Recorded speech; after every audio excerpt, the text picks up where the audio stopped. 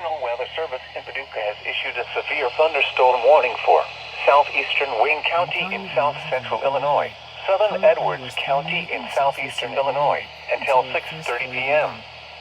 At 6:01 p.m., a severe thunderstorm was located near Albion, moving southeast at 25 miles per hour. Expected hazards include 60 miles per hour with gusts and quarter-size hail. This is a radar-indicated threat.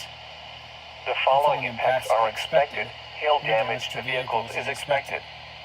Expect wind damage to roofs, siding, and trees. Locations impacted include greater than Golden Gate. Repeating, a severe thunderstorm warning has been issued until 6:30 p.m. for the following county: Edwards, Illinois.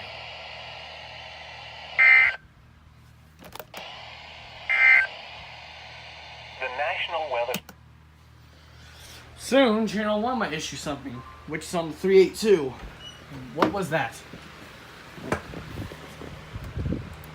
Cluster of NWS offices are issuing stuff. I had to reset my computer because, frick, this thing is goddamn slow. And of course my battery's gonna die. I know, Apple, shut up. Anyway. Excuse me?